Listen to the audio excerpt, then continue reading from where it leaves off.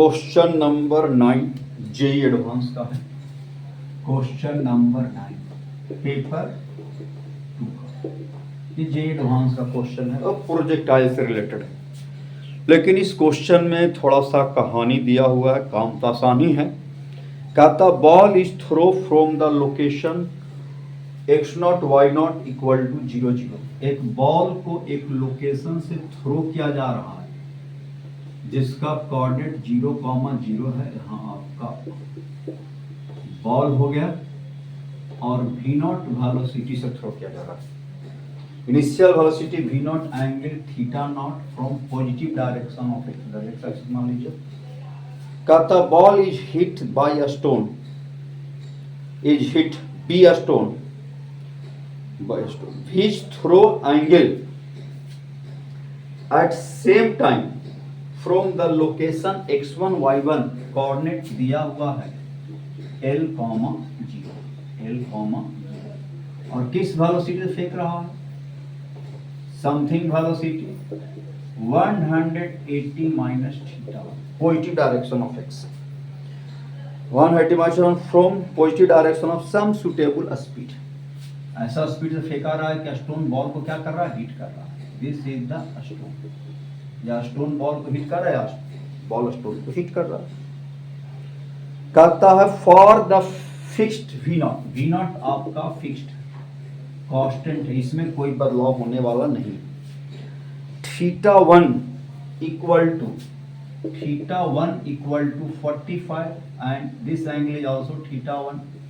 ये भी अगर 45 है तो स्टोन हिट द बॉल, ये स्टोन जो है या बॉल को हिट करता है t1 टाइम में। अब जो है पहला सिचुएशन से चलते हैं, t1 टाइम का रिलेशन निकाल लेते हैं। अगर ये स्टोन को अगर हिट करना है बॉल को, तो स्टोन का डिस्प्लेसमेंट जो होना चाहिए x के डायरेक्शन में l होना चाहिए। Displacement of a stone with respect to ball equal to Li। इसका मतलब है direct displacement of ball, displacement of a stone with respect to ball y के डायरेक्शन में क्या होगा? 0। तो y के डायरेक्शन में जब 0 होगा डिस्प्लेसमेंट, तो ऑब्वियस है कि y के डायरेक्शन में दोनों का वेलोसिटी क्या हो जाएगा? कॉमन हो जाएगा, सेम हो जाएगा, क्योंकि y के direction acceleration of a stone with respect to ball along y axis क्या लिखेंगे? Acceleration of a stone minus acceleration of ball, और दोनों के लिए क्या होगा? g माइनस g, एक्सेलरेशन 0 होगा। एक्सेलरेशन 0 होगा, डिस्प्लेसमेंट को 0 होना है रिलेटिव, तो velocity of a stone along y और velocity of ball along y दोनों क्या होगा? हमेशा सेम रहेगा। इस कंडीशन को फॉलो करेगा। या डिस्प्लेसमेंट सिर्फ x के डायरेक्शन में होगा, y के डायरेक्शन में यहाँ कोई डिस्प्लेसमेंट होने वाला नहीं है क्योंकि एक्सेलरेशन 0 है। और टकराने के लिए स्टोन को टकराना है बॉल से या बॉल को टकराना है स्टोन से, तो x के अलाउंग डिस्प्लेस करना होगा l के बराबर। y में कोई डिस्प्लेसमेंट नहीं होना, तो y में डिस्प्लेसमेंट होना नहीं है, एक्सेलरेशन 0 है, तो y के डायरेक्शन में बॉल की गति और स्टोन की गति हमेशा सेम रहेगी। इस कंडीशन को आप समझ के रखिए। अब क्या लिखेंगे? v0 इधर cos होगा, परपेंडिकुलर में साइन होगा, sign 45 equal to v1 sign 45, ये से कैंसिल हो गया, v1 इक्वल टू क्या आ गया? v0। अब टाइम t बराबर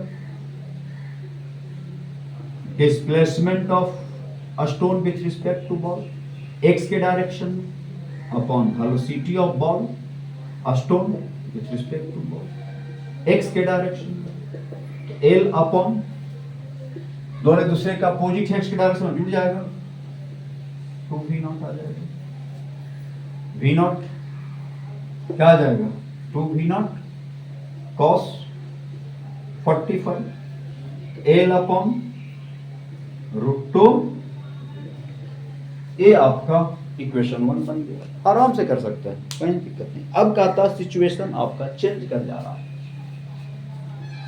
ये कहानी समझ लिए। अब सिचुएशन चेंज कर रहा है, टाइम आपका कैलकुलेट हो गया L/2V0, this time is T1 time. अब जो है सिचुएशन बदल रहा है, कह रहा है θ1 इज 60, ये θ0 इज 60, θ0 इज 60 एंड θ1 इज 30। अब θ1 30 हो गया। कहता hit the ball after time T2। अब जो है बॉल जो है हिट कर रहा है स्टोन के, स्टोन हिट कर रहा है बॉल को कितना टाइम में, T2 टाइम में। तो अब जो है हम अभी पढ़ लिए, x में वेलोसिटी जो है ऐड हो जाएगा, y में वेलोसिटी जो है कॉमन रहेगा, यहाँ से निकाल लीजिए, cos हो गया, ऊपर में साइन आ जाएगा, V0 साइन 60 इक्वल टू, ये क्या हो जाएगा, V1 इधर cos होगा, परपेंडिकुलर में साइन होगा, sign 30, V0 into √3/2, V1 into 1/2, 2 से 2 कैंसिल हो गया, V1 इक्वल टू √3V0। अब यहां से टाइम T2 लग रहा है, टाइम डिस्प्लेसमेंट तो वही होना है L अपॉन, अब दोनों वेलोसिटी दूसरे का अपोजिट ऐड हो जाएगा, V0 cos 60 plus V1 cos 30 बराबर L upon cos 60 1/2 plus V1 √3/2। अब इसको सोल्व कर लीजिए, T2 इक्वल टू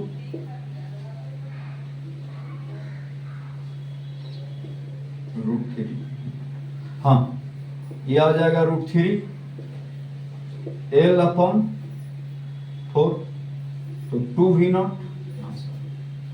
अब यहां पर आपको निकालना है T1/T2 का रेशियो, तो T1/T2 का रेशियो क्या फाइंड कर लेंगे, T1/T2 का रेशियो, T1 आप फाइंड कर चुके थे, L upon √2V0 upon L upon 2V0, V0 cancel, L से कैंसिल, T1/T2 इक्वल टू √2 आ जाएगा, तो T1/T2 का whole square, this is the, इस तरह से आप जो है इसको सोल्व कर सकते हैं।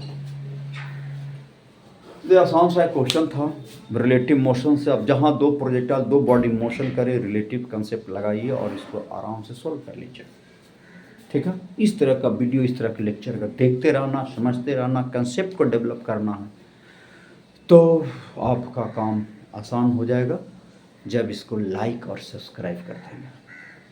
जी एडवांस नीट मेंस की अगर तैयारी करना है तो इस तरह का वीडियो को आप देखते रहिए और मोर देन मोर क्वेश्चन को सॉल्व कीजिए।